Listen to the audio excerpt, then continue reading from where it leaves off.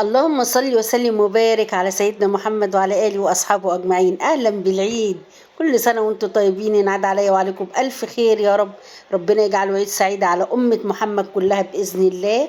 ودي علبة بقى الحاجات اللي أنا عملتها كلها، مش علبة جاهزة والله، ده أنا اللي عاملة كل دوت ورصيته في قلب العلبة، بتيفور وغريبة وكحك وبسكوت وحاجة كده قمر. عيد فطر مبارك على الجميع بإذن الله. يلا بينا كده نشوف طريقة الكحك، والنهاردة هنعمل الكحك مع بعض.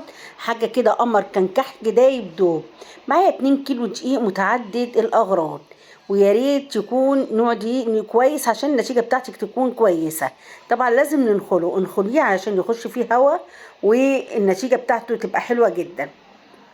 طيب بعد يا زوزو بقى ما هتنخليه، طبعا انا حاطه السمنه بتسخن، مش تسخن، تقدحيها على طريقه امي وامك زمان، ده احلى كحك يا جماعه. كل كيلو دقيق عليه 550 جرام سمنه بلدي بقى، نباتي، اي سمنه في متناول ايدك اشتغلي بيها يا حبيبه قلبي.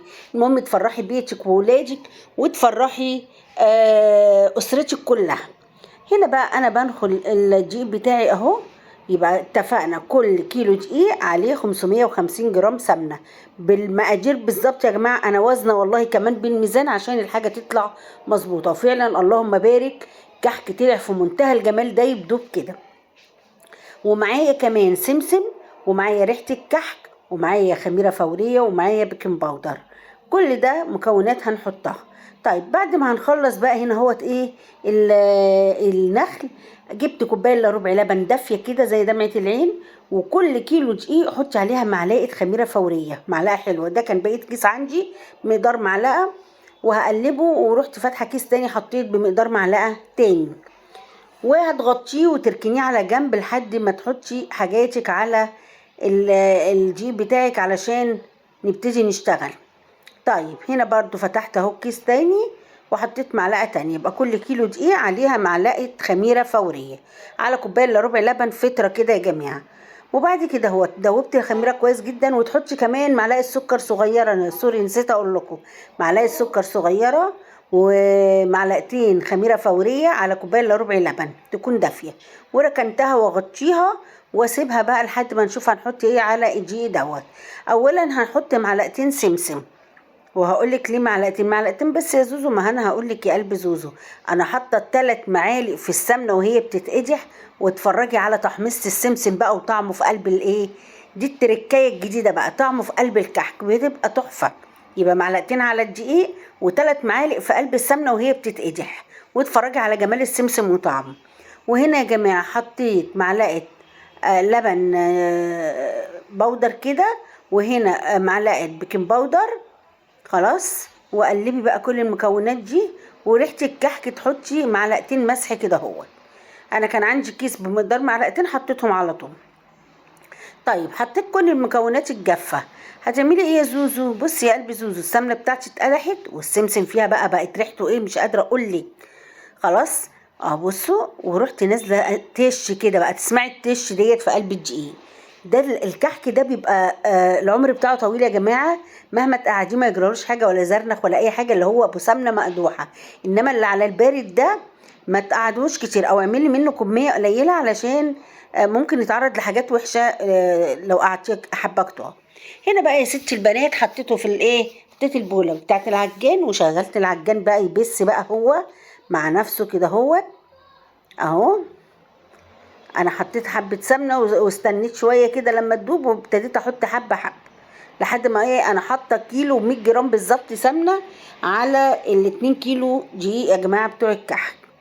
طيب بعد كده بقى ده يعني ايه، انت لو بصي البس ده هو اللي بيدي نتيجه حلوه جدا. لو انت بتبسي بايدك مش اقل من ربع ساعه بس، لو في العجان هياخد له بتاع 10 دقايق، انا سبته بتاع 10 دقايق بصراحه. والنتيجه فعلا كانت رائعه، يعني كانت راضياني، النتيجه كانت راضياني.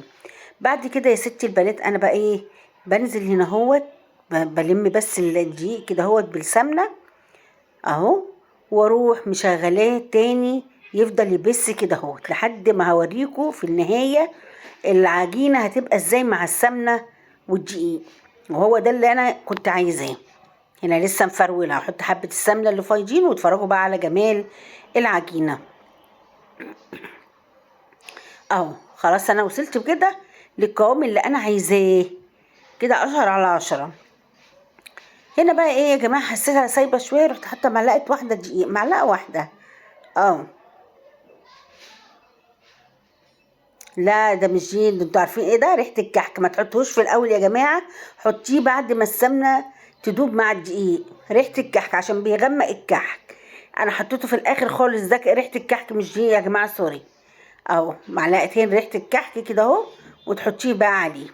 ما تحطوش في الاول، حطيه بعد ما السمنه تختلط بالدقيق. بعد كده يا قمرايه انت وهي بقى هنعمل ايه؟ هنروح خلاص بقى، احنا كده وصلنا للنتيجه اللي راضياني اهو بالعجان. بصوا هسلت بقى العجان، وكتر خيرك واركن على جنب، وفرت لنا جهد ووقت بصراحه.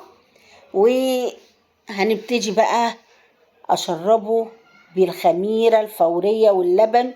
خد كوبايه الا ربع لبن بالخميره الفوريه، وخد كوبايه ميه دافيه اهو. يا سيدتي بقى بسم الله ما شاء الله، الخميره فورت معايا، وده دليل انها حلوه. هنا فضلت بقى اشرب كل دوت، وحطيت كوبايه ميه دافيه. كل ما يتشرب احط ايه حبه، كل ما تتشرب احط حبه، وما تكتريش في الماء عشان ما ينشفش منك الكحك. واتفرجوا على الجمال بقى يا جماعه، اللهم بارك. بجد كانت العجينه مش قادره اقول لكم، تحفه تحفه تحفه. وجربتها بقى كده اهو اهو، ونقشتها كحك يعني مناقيش. ما بحبش البصامه دي يا جماعه، لا كحك يعني مناقيش. بصوا الجمال، مش قادره اقول لك على الجمال. نقشناها انا وبنتي، طلع بسم الله ما شاء الله 3 سيجان من السيجان دي. وهنا سويته، بصوا انا مش قادره اقول لكم على ريحته كانت عامله ازاي اهو. بصوا يا جماعه، اللهم بارك، تحفه تحفه تحفه. والكحك يبقى سواه مستكاوي كده، اللي هو اللون الذهبي الفاتح. وهنا عملنا الطبق بقى، وبنرش السكر عليه كده اهو. يلا يا ستي البنات، لايك وشير للفيديو كتير كتير.